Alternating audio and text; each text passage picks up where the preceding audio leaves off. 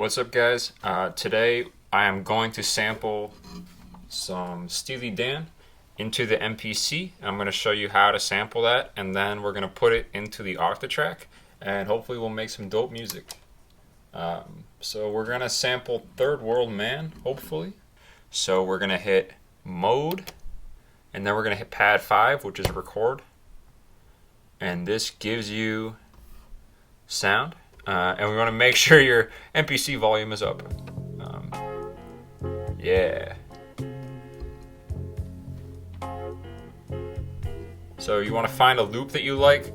One thing that's really important, or something that I try to do whenever I record a sample into the MPC1000, is make sure that your sample, or really try to make it 4 bars. Make it exactly 16 beats. That way you can loop it and chop it and do whatever, and it's all going to be super easy if it's in time. If it's random, it's going to be a little harder, but you can still work with that and you can get around that. Alright, so let's find the loop. So I do like just the beginning. I want to use just that. If anybody knows how to make it record automatically right at the start of audio, leave a comment and tell me how to do that, because that'd be cool. But I will just do this. So we'll go back. Bam, bam, bam, bam. Shout out Steely Dan. There we go. That's looking good.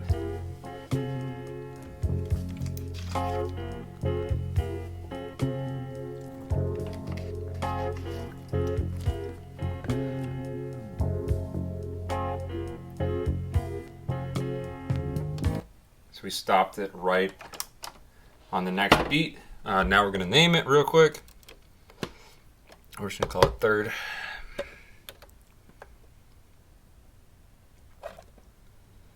It's always impossible to find the letters on the MPC. Third D. There we go. And then to delete letters, you just want to hit Shift and then back, and you can delete your letters there. And we'll hit Enter. And it says keep or retry, new name Third, assign to pad off, and you want to hit keep down here. So we're going to keep it, and now we hit main. We're back in the main thing. We might as well, while we're here, we're going to open just a new sequence. We're going to hit mode now, and we want to trim that, and we want to chop that sample up. So we're going to hit pad 6, which is trim, and we're going to go find that sample. So here it is. So if you have a little bit at the beginning, before you chop it, just chop it to 16 bars before you actually slice it. That way it can find 16 bars very easily. So change the start point of this. If you hold shift and scroll this, the wheel will go faster. But let's zoom in. Boom. Right. That looks pretty good. Right? Yeah, it's like right on the money. Okay, and we're going to hit edit, and then it says edit discard. Do it will discard data outside of the selection, and we'll hit yes, or we'll hit do it. Now it has the sample there.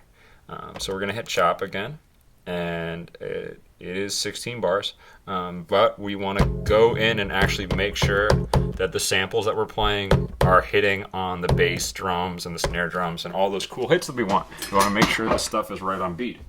So what you want to do is hit zoom in and just hit all your samples. Just make sure, make sure they're looking good. So what you can do, it's already on region 1. And region 1 looks good, so I'm moving to region 2. Looks like region 2 is cut off a little bit at the beginning. And this is a really important thing to do before you make your program. Because if you make a program and then try to do this, it doesn't let you add time. It just lets you subtract from the end. So if you do it now before you've chopped it, you can really get it exactly how it should be. So that looks good. Cool. I'm going to extend that out just a little bit. Region 3.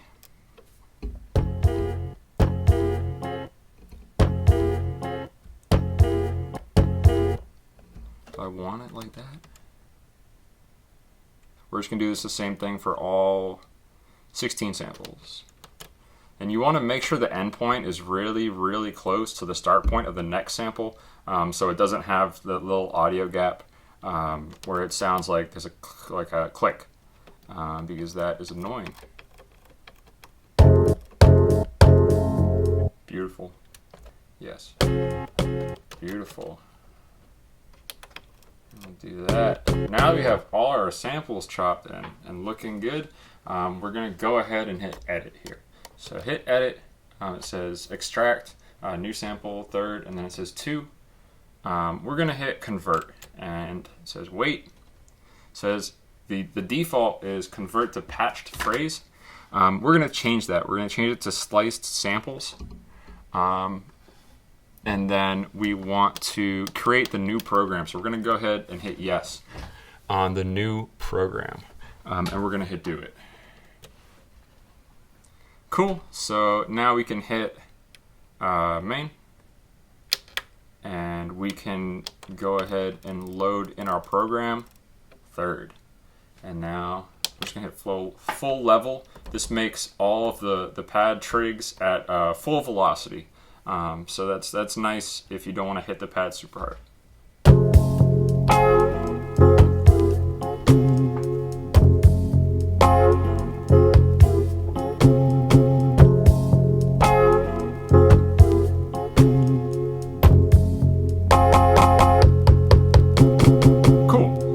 So now we probably want to change this sample playback a little bit. So what we're going to do is hit mode, and we're going to hit pad 11.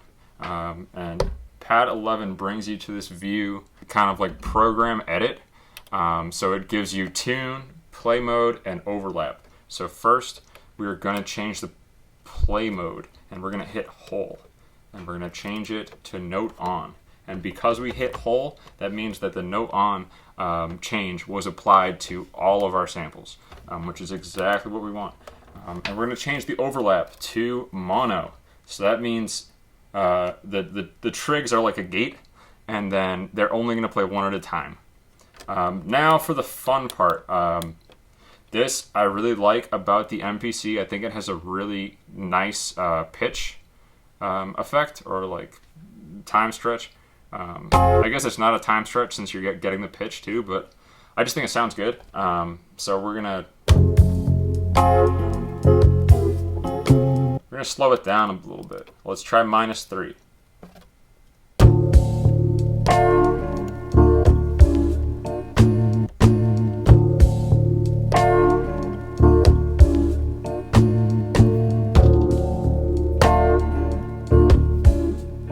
Yeah, that's really cool.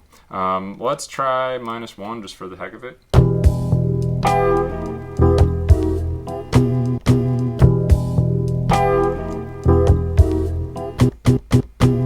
I'm going to put it back at 3.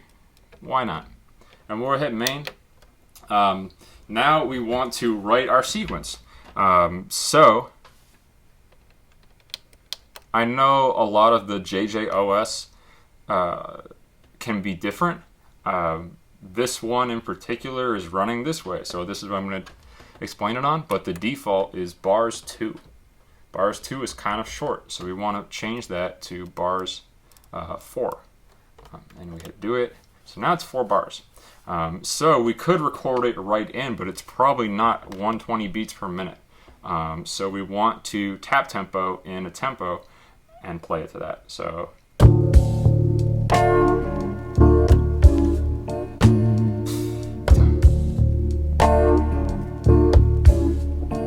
get a feel for it.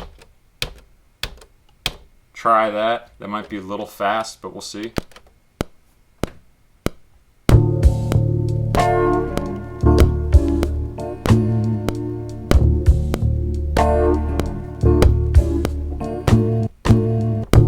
That's cool. I'm going to probably change the tempo a little bit, but you get the gist. You can play the sample and then do a tap tempo and then record the sequence of the sample. That way, you know, it works out well. So that's cool. Let's go ahead and So if you noticed at the end there, I didn't really like that note. So let's hit mode, and we're gonna hit pad 15. And that brings you to this view, which is like the MIDI grid. So you can see our notes are there. And we wanna get to the end. So if we hit shift, does that do it? No! What is that?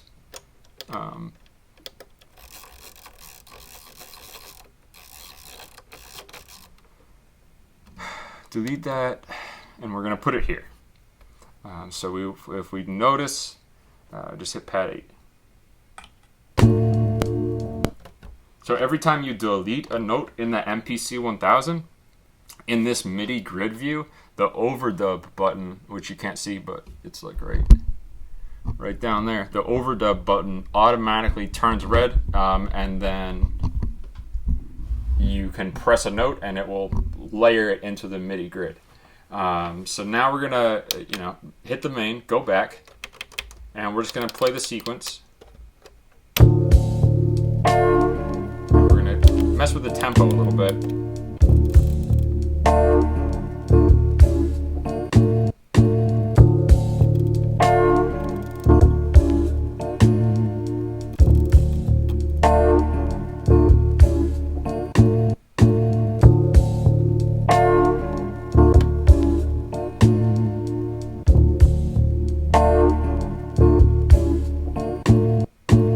So that's pretty cool. And it seems like the samples, maybe some of them could be a little quicker. So let's go back and we'll do trim again.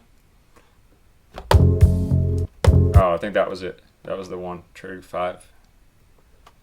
Cool. So sometimes you can find it, sometimes it takes you forever. That's kind of the game. Yep, there we go. That was it. We should layer some drums into this, right? So what we'll do is, I'm not gonna make a whole drum kit just for time's sake. I'm just gonna go open a new track, so track 2 on the same sequence, and we're gonna pull in nice drum, which is my patch I've already made with drums on it. And we're gonna play along to this. What I like to do is have the kick and snare be on the same track, and then I'll make another track for hi-hats. Let's play it first and make it, like, get the feel for it.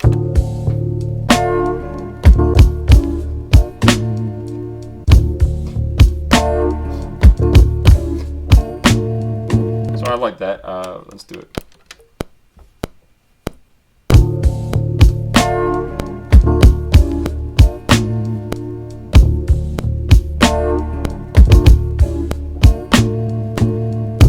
I don't know how I feel about that little kick at the end, but whatever. And I believe it is, let's just gonna change that. We're gonna leave the timing correct as it is right now.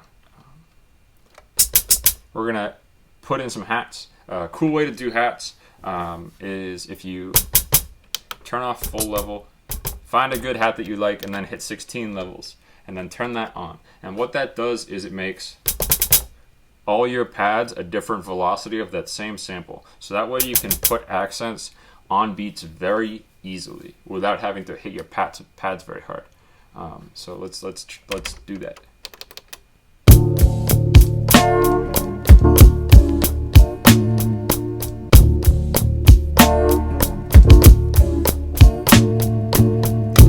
So it's looking like I should change the time correct. Right now it's on 30-second notes, or we're going to change that to 16th notes.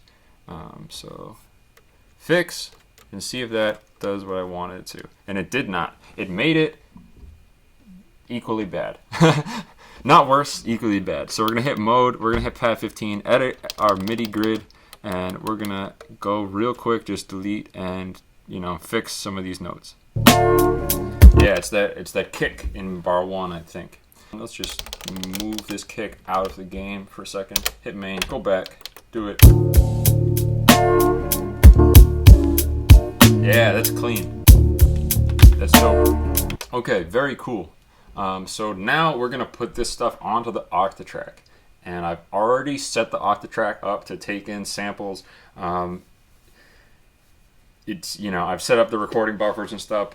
If you need to learn the Octatrack, I highly recommend watching Cuckoo's tutorial, True Cuckoo tutorial on the Octatrack. Shout out Cuckoo, he is the best.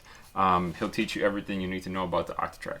So right now I have the MPC assign out 1 going to my guitar pedal board, and I have the stereo outs going right into the Octatrack.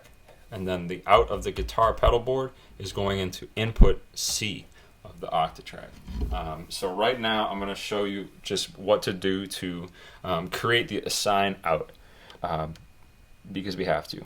So we're going to hit mode, and we're going to hit pad 8, which is the mixer. And we want to make sure we're on the right program to send this stuff where we want it to go. And we want to be on 3rd, the program called 3rd, right? No. Don't do that. Wrong, sorry. We want to go in and go back to track 1. Make sure you're on the right track. Otherwise, if you're in mixer and you change it, I think you're changing the program there, but honestly, I could be wrong. So let's just do this. We're going to hit mode. We're going to hit mixer, and we have to change. If you look, it says ST there. I believe that stands for stereo, and we want to get all of our pads. We want to make them all be just 1. I want to make sure it just says 1 right there. So that's going to be our assign out. Oh, it's on 16 levels. I was like, it's triggering everything. A lot of the times you'll put on either full level or 16 levels and forget about it, and you'll be like, why is this acting so weird? It's because one of these is on. So we'll turn off 16 levels and do this super easy. So if you're in your mixer and you hit a pad, it changes it to that pad on the mixer or that sample. Cool. So now we're going to put it into the Octatrack. We have it separated to the different assigned outs. We have the Octatrack set up to do quantized recording and all that good stuff. And what we're going to do is create a couple different like patches with the guitar board. Do it. Yeah, so we even hit record the drums to track 1 on the Octatrack, and it's not recording it. It's going to record, boom, now. So it's recording. We're going to let it run for 4 bars.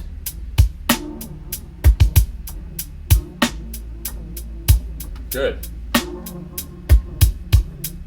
So we're going to let the MPC keep going to create kind of like a live vibe while we do this. So we're going to go in on the Octatrack, and we're going to create some trigs. So we want to trig the drums, and we want to trig the sample we just recorded of this slowed down stuff. So we want to get out of your recording setup thing and go back to just the main page. Now to enter trig mode, hit record, or just that red circle.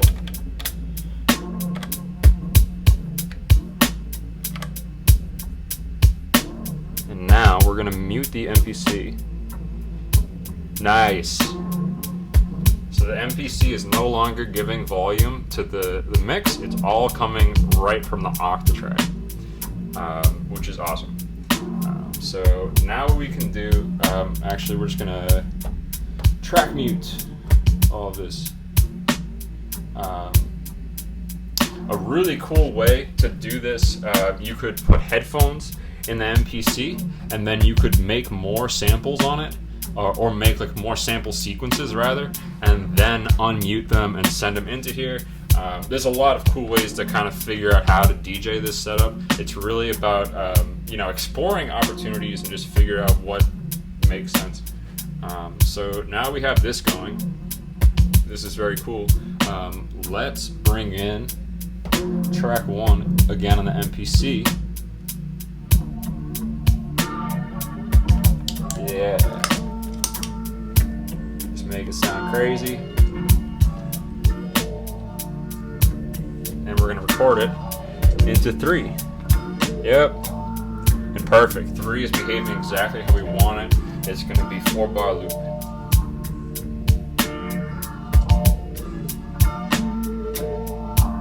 Nice.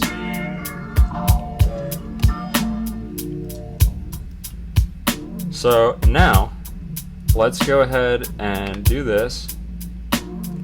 Boom. I'm gonna set up track 3 to play on B when we move this over, and we're gonna use B16 just because it's right next to B. It just makes sense to do it that way. So we've muted this on A, scene 1. We've muted track 3, and we want to make sure it plays on B. So boom, it's at the max level for that, which is perfect, and we want to put a trig there on 1. So trig is there, volume is automated, and now let's do a filter automation just to make it sound a little better. So on A, we want the width to be all the way down on track 3, and then if we go to track 2, we want the width to be all the way down on B, and we also want the level to go down. So it should work now.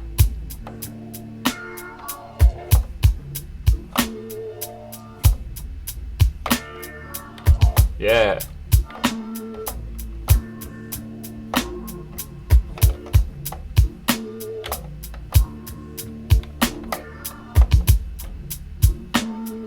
So very cool. Now what we can do is, I'm just gonna grab a chair. We can set up all crazy different parameters inside here, and you know, this is definitely something that you can do live and do very fast, but I'm just gonna stop it to kind of think about what parameters we're setting up. So if we go into B, right now we have 16 doing that new sample we've made. Let's say we want to do something else and we want to keep this one. Let's hit 15. So now we have this one's active, and we need to set the same settings for track 2 to occur in scene 15 as we did in 16 if we still want them to happen. So let's go 16, hold down B, make sure we're on track 2, hit the level at 0 and bring the width down. So now it's doing the same thing for track 2 that it did for track 2 in scene 16. But we want it to do something different to track 3. What do we want to do? We're going to mess with the LFO because the LFO is awesome. Make sure you're on B15 and bring the depth all the way up to 127. The reason this matters is because if you brought the depth up all the way without holding down B or A, it would be there just on the track. So whichever scene you're in, if that track is playing, the LFO is going to be doing some wild stuff. But if you hold down B and then map the depth, you can decide when the LFO is being brought into action. So we go into double tap the LFO button to get your LFO menu. We're going to use LFO 1. And let's just play it now, see what happens.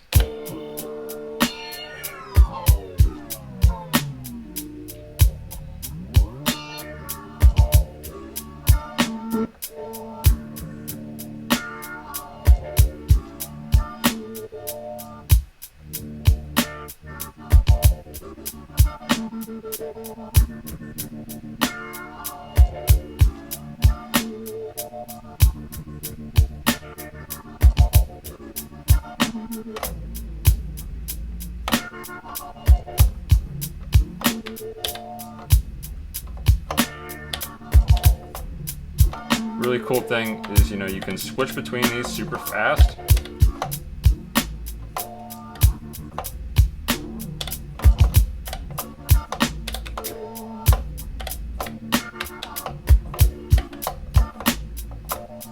Yeah.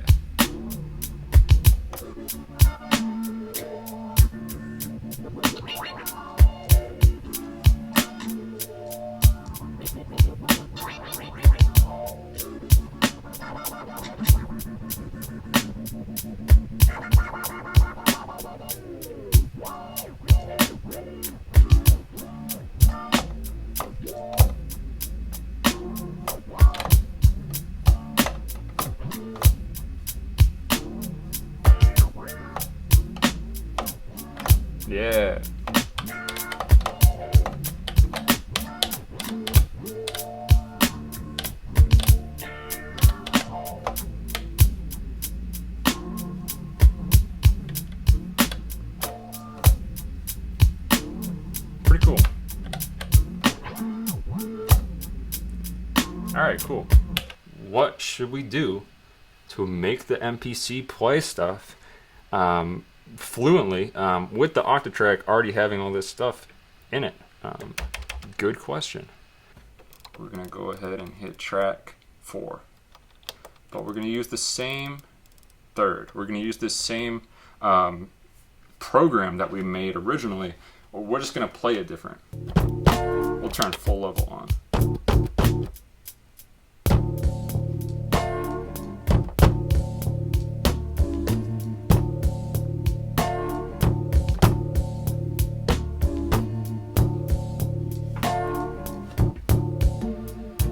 It's on track 5 on Octatrack. So we've muted that. Let's go into track 5 here. And we're gonna create a trig. Boom. Trig. And let's just there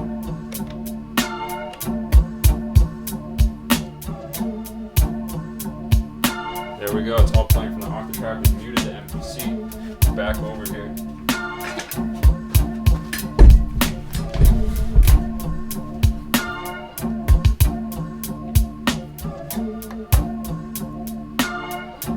So every time you bring a new track into the Octatrack, you have to think about what scenes you want it to play on. If you're making it a new scene, or just you have to think about what you want to do with it. You can't just play it. So let's go ahead and edit scene A here, and make sure we're in track 5, right? Yeah. And then bring the volume down and go into effects 1 and just bring that width down. So now it's going to do the filter sweep and the volume sweep when we're on track 1, or when we're going to track 1, I should say. And now we're going to load B, and we're going to hit 14. So it's a new scene in B, and we want this to be the scene for the track 5 thing we just made. But before we do that even, we should go to scene 16 and 15 and mute track 5 in those scenes, otherwise it will play. So now it's muted in both of those scenes. We're going to have to go to 14. Boom. Bring it up. Yeah, we should probably take the width down in these previous tracks too. Probably a good idea. Cool. So let's go function, unmute everything, and then we're going to play around with how it sounds right now.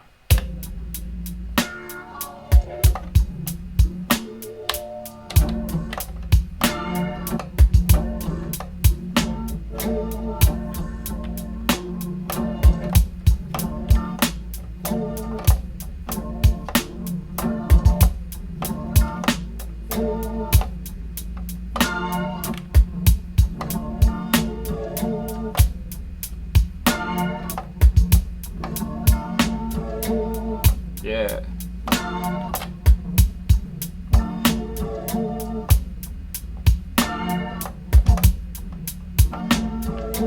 Cool. So let's add a few other things just to make this more fun.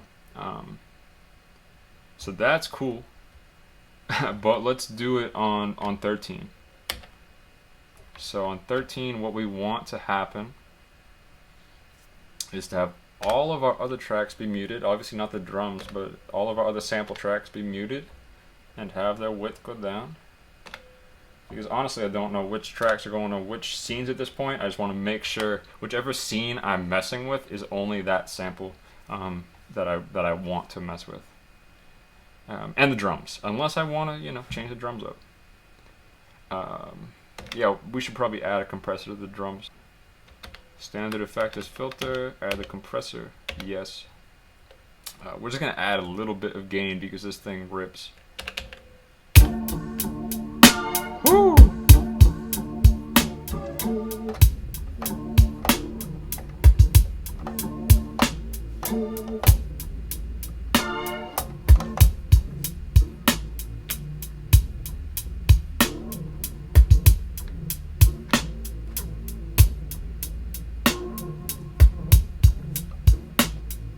That should be a little bit louder. Yeah, that's nice.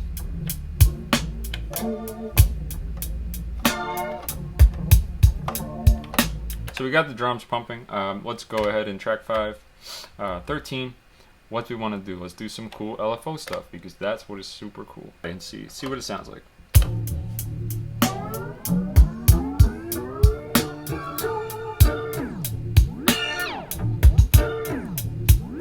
Woo!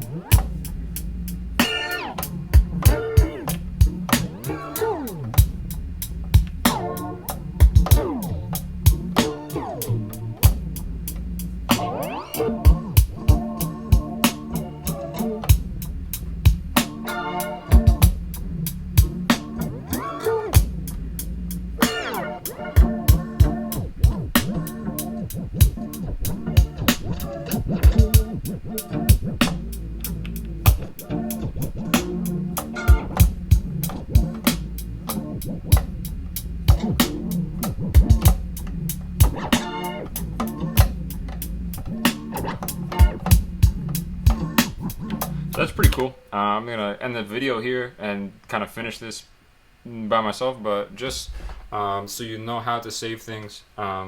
If you don't already know, what we're gonna have to do is hit each track that we've recorded into, hit track 1 and then hit bank, and then we gotta hit save and assign sample. We're gonna do it here.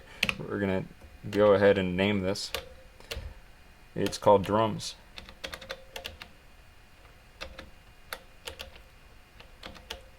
Yes.